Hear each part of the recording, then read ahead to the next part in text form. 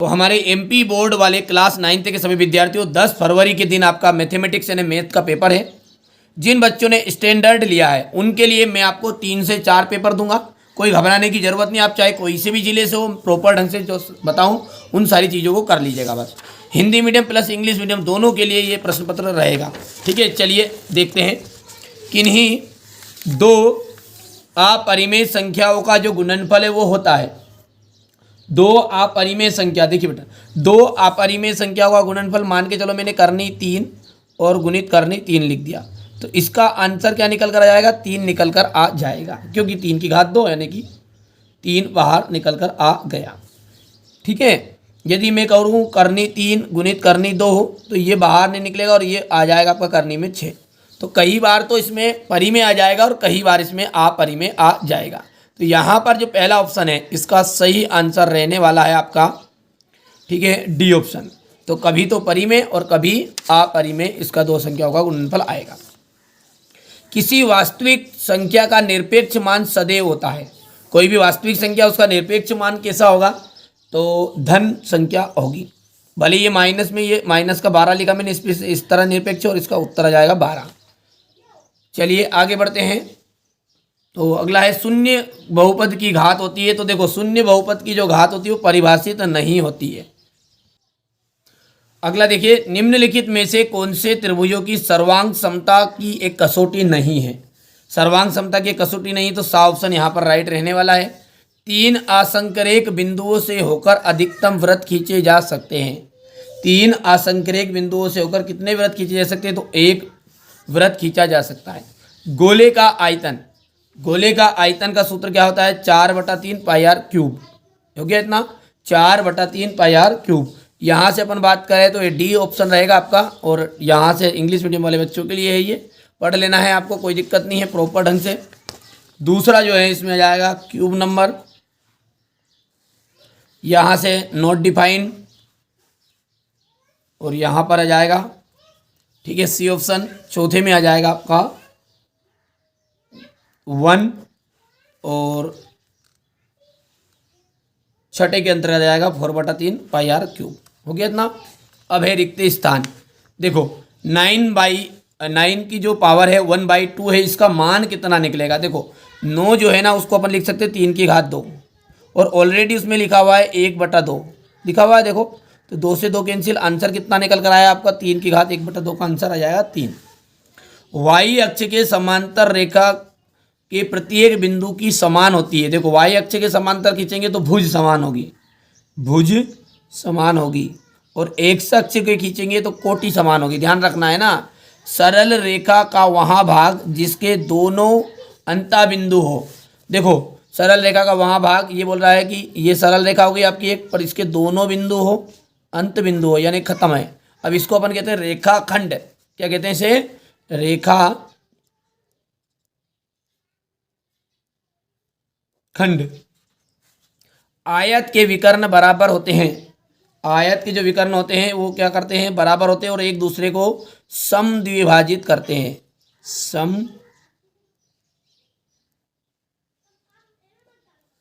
3x cube में x cube का जो गुणांक है, 3x क्यूब में x क्यूब का जो गुणांक है वो गुणांक कितना है? 3 है। बिंदु 7, -6 की कोटि का मान। देखो शुरू वाला जो होता है ना वो होता है भुज, ध्यान रखना आप है ना, ये होता है भुज, और दूसरा जो होता है वो होता है कोटि। अब बताओ पहले वाला क्या है? भुज है, तो 7 तो हो गई भुज, कोटि कितनी हो गई? -6। याद रहेगा भैया। चलिए आगे बढ़ते हैं। बढ़िया से आप तो सारी चीज़ें कंप्लीट करना, मैंने आपके लिए हमारे बच्चों के लिए विशेष में सारी चीज़ें पहले से प्रोवाइड करके रखता हूँ। ठीक है, हो गया इतना।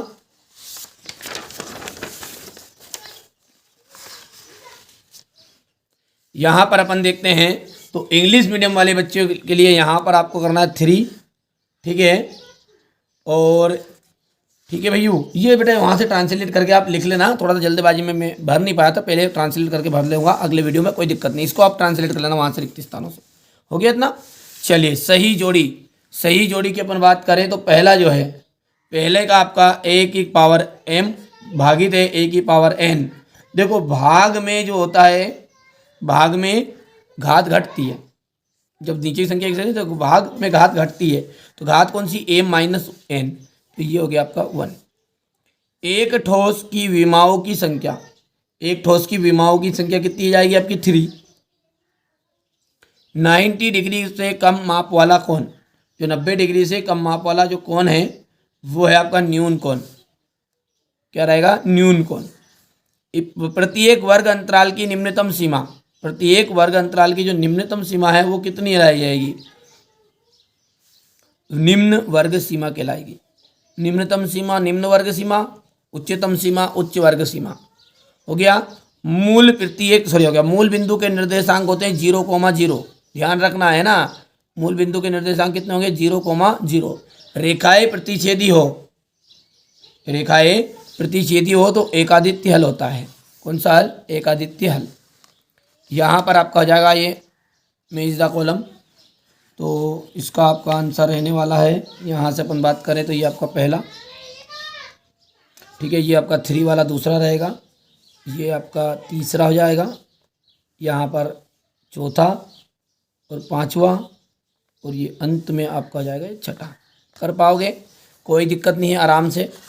चलिए अब है यहाँ पर एक वाक्य में उत्तर।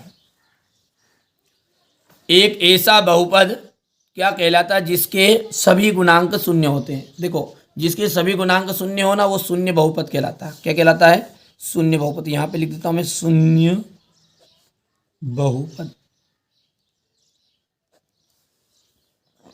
एक बिंदु से होकर कितनी सरल रेखाएं खींची जा सकती है।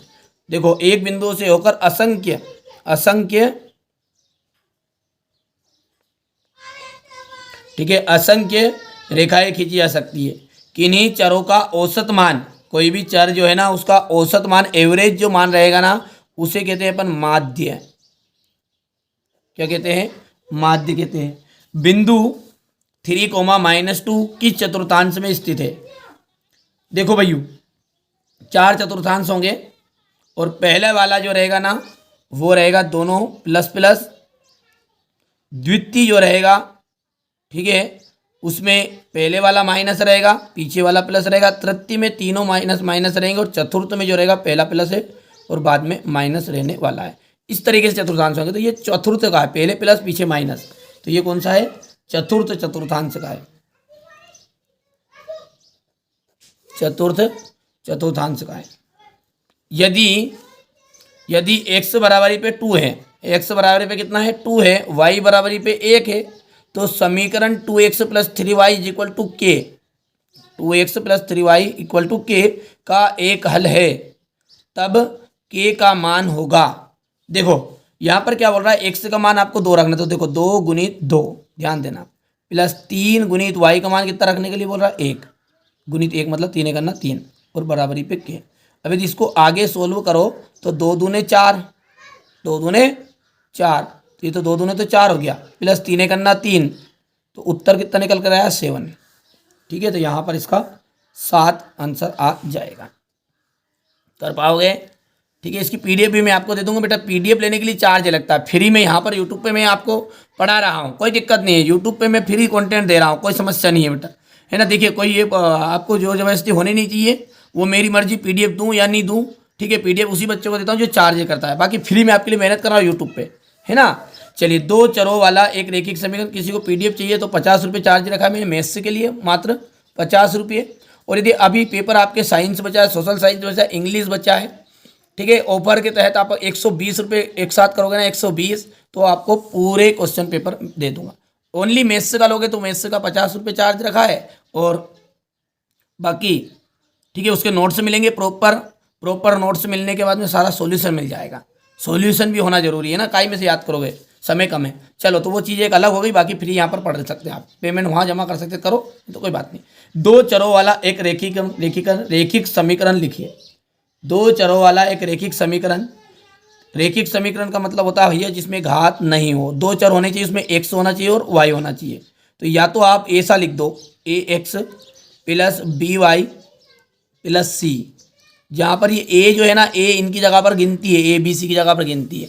या फिर अपन ऐसा भी लिख सकते हैं, आपका मन चाहे तो 3x + 2y = 7 +7 +7 is equal to 0, कोई भी लिख देना, एक समीकरण लिखना है आपको, कोई से भी, इसमें x हो और y हो, भले वो धन में हो ऋण में हो, कैसे कर दो, कर पाओगे। चलिए यहाँ से आपको थोड़ा सा इसको, ठीक है, यहाँ पर मैंने देख लेते हैं, ये से तो ये स्क्रीनशॉट ले लेना है आपको। इंग्लिश मीडियम वाले बच्चे भी इस उत्तर से कर लेंगे, मैच कर लेना। थोड़ा थोड़ा कभी कभी मेरे हाथ मिस्टेक इसलिए हो जाती है क्योंकि हिंदी मीडियम को पढ़ाता है ना, तो थोड़ा सा ट्रांसलेट करने में कई चीज़ें गड़बड़ हो जाती है, तो कोई दिक्कत नहीं, आंसर वही, इसको ट्रांसलेट करके ये आंसर है, इनको ट्रांसलेट करके आपके हिसाब से आप एक बार मिलान जरूर कर लीजिएगा। मैंने कोशिश की, कर दिया सही होता है, तो फिर भी देख लेना आप, कोई दिक्कत नहीं, मैं नहीं चाहता आपके नंबर कटे। बिंदु 0,3 तृतीय चतुर्थांश में स्थित है। 0,3 जो है तृतीय चतुर्थांश में स्थित है, नहीं बेटा, तो प्रथम वाला है। प्रथम, जब दोनों संख्याएं धन धन हो तो ये प्रथम वाला होता है, तो यहाँ पर ये बात हो गई आपकी असत्य। कौन से चतुर्थांश में? ये प्रथम में। जब दो असमांतर रेखाओं को एक तिर्यक रेखा प्रतिच्छेद करे तो एकांतर कोण बराबर होते हैं, तो एकांतर कोण बराबर होते हैं, तो ये हो जाएगा आपका असत्य, एकांतर कोण बराबर नहीं होते। समद्विबाहु त्रिभुज के 3 कोण बराबर होते, नाम क्या है? समद्विबाहु, यानी कि ये बात भी आपकी असत्य है। क्यों असत्य है? क्योंकि 2 कोण होंगे बराबर। क्या होंगे? 2 कोण होते बराबर, 2 कोण होंगे बराबर। समलंब चतुर्भुज की सम्मुख भुजाएं समांतर होती, तो ये भी आपका असत्य होगा। हो गया भैया? चलिए आगे देखते हैं। देखो, वृत्त की समान जीवाएं केंद्र पर समान कोण अंतरित करती है। वृत्त की जो समान जीवाएं हैं, क्या केंद्र पर समान कोण अंतरित होगी? तो यहां पर हो जाएगा ये सत्य। हो गया? एक त्रिभुज का क्षेत्रफल आधार इंटू शीर्षलंब होता है, ये आपका हो जाएगा असत्य। हो गया? अब यहां पर अपन देखते हैं 1/2 होता है, 1/2 आधार इंटू शीर्षलंब। चलिए यहाँ पर ये आपका हो गया था फाल्स, पूरा लिख देना है ना, मैं एफ लिख रहा हूँ, पूरा लिखना। दूसरा जो है आपका वो भी फाल्स है, तीसरा भी था, चौथा जो है वो भी फाल्स था आपका, और पांचवा जो था वो सत्य है, यानी कि ट्रू है, और ये छठा हो जाए, ये भी आपका फाल्स। कर ले लेना स्क्रीनशॉट, है ना, यहाँ से। 1/3 और 2/3 के बीच की 2 परिमेय संख्या ज्ञात करनी है। यहाँ से आप देख सकते हैं 6/5 को 2/3 से गुना कीजिए। कितनी सिंपल सा है, इसको दोनों को जब आप गुना करोगे ना, तो यहाँ पर देखो, छोटा सा मैं हिंट दे देता हूँ कितना सिंपल आ जाएगा इसका। दोनों को जब गुना करोगे तो ये तो देखो 6 दूने 12, 6 दूने 12 और करनी 5 की घात 2, यानी कि 5 आ गया बाहर, और 12 पंजे 60, 60 उत्तर आ जाएगा इसका। ठीक है, एक हिंट दे दी मैंने, बाकी नोट्स में मैंने पूरी चीज़ें कर भी दी है कंप्लीट। PDF मिलेगी उसके लिए, है ना बेटा, सारी चीज़ें ले सकते। बाकी फ्री कंटेंट जितना है वो दे रहा हूँ, वहाँ पे चार्जेस लगेगा, पेमेंट करना पड़ेगा। ठीक है, वो कॉल वहाँ पर जिनसे बच्चों से बात करनी है तो वो उसका चार्ज लगता है ना, वो मतलब पेड कोर्स है। अब यहाँ पर फ्री पे यूट्यूब में सारी चीज़ें यूट्यूब पे मिलेगी फ्री में, बाकी वहाँ पे पैसे देने पड़ेंगे। तो कोई दिक्कत नहीं है, यदि नहीं देना चाहते तो कोई समस्या नहीं। मैंने कब बोला ऐसा कि आप जो कोई जोर जबरदस्ती थोड़ी कर रहा हूँ कि नहीं दो ही सही। ठीक है ना, किसी के मन में शंका आती कि नहीं यार ये तो बेटा मेहनत की, हमने नोट्स तैयार किए पूरी चीज़ें, तो फ्री में थोड़ी कोई मेहनत करेगा यार आपके लिए ना। ये हो गया क्वेश्चन नंबर 12। ये यहाँ से आप देख सकते हैं क्वेश्चन नंबर 13, क्वेश्चन नंबर 13 हो गया इतना। 13 के बाद में क्वेश्चन नंबर 14 है, क्वेश्चन 14 का अथवा क्वेश्चन नंबर 15, क्वेश्चन 16 हो गया था। क्वेश्चन नंबर 16 के बाद में यह जाएगा आपका क्वेश्चन नंबर 17, क्वेश्चन नंबर 18 हो गया। ये क्वेश्चन नंबर 19, क्वेश्चन नंबर 19 के बाद में ये इसका अथवा रहेगा यहाँ पर। हो गया क्वेश्चन नंबर 20, ये हो गया भैया बढ़िया से क्वेश्चन नंबर 20 का अथवा ये। ठीक है, ये आपका हो जाएगा, यहाँ पर देख सकते हैं क्वेश्चन नंबर 20 का अथवा, मतलब इंग्लिश मीडियम वाले के लिए। ये क्वेश्चन नंबर 21 आपका, ये रहा आपके सामने क्वेश्चन नंबर 22 और ये बढ़िया से क्वेश्चन नंबर 22 का थोड़ा सा ये तो भी ये रहेगा आपका क्वेश्चन नंबर 23। ठीक है, भले ही आप कोई से ही जिले से हो, कोई दिक्कत नहीं है उससे। स्टैंडर्ड के लिए मैंने यहाँ पर आपको एक क्वेश्चन पेपर बता दिया है। मैं 4 आपको मॉडल पेपर दूंगा। कितने मॉडल पेपर मिलेंगे? 4 मॉडल पेपर मिलेंगे, A B C D E F। भले कोई से ही आपके पास आ रहा हो, ठीक है, तो आप बढ़िया से यदि नोट्स लेना चाहते हैं तो नोट्स लिखे लिखाए नोट्स रहेंगे। सारे IMP क्वेश्चन दे दूंगा, मतलब 100% चांस है। संस्कृत में पूरा फंसा आपने देखा, हिंदी में पूरा फंसा। जो लॉन्ग वीडियो देखना बेटा, सबसे ज़्यादा फोकस किस बात पे करना हमारे बच्चों को? लॉन्ग वीडियो पे। लॉन्ग वीडियो मतलब सारे सेट को एक साथ में आपको बताता हूँ, उसी को देखना, या फिर अलग अलग देखो तो सारे सेट करने पड़ेंगे। तो जरूर आप लॉन्ग वीडियो पे जरूर फोकस करा करो, उसे पूरा वॉच करा करो। उसमें हिंट भी देता हूँ मैं, लिखने का तरीका बता देता हूँ, कई बार ऑफर रहता तो। हाँ, PDF लेना चाहते हैं, कोई बच्चा PDF लेना चाहते हैं तो चार्जेस मैंने आपके लिए आज के लिए ऑफर किया है। इस वीडियो को देख के यदि आप कॉल करोगे, और बता देना कि उन्होंने वीडियो को देख के कॉल किया है, तो मात्र आपको मैं मात्र आपको 120 रुपये में, मात्र 120 रुपये में पूरे maths, science, social science, English सबके मिल जाएंगे। और यदि मैथ्स के ही पर्सनल तौर पर और लेना चाहोगे तो आपको देने पड़ेंगे 50 रुपये चार्जेस। देख लीजिएगा आपके हिसाब से। नोट से नहीं चाहिए तो यूट्यूब पे मैं फ्री पढ़ा रहा हूँ, उससे पढ़ो, कोई दिक्कत नहीं है। चलिए तो मिलते हैं अगले वीडियो में।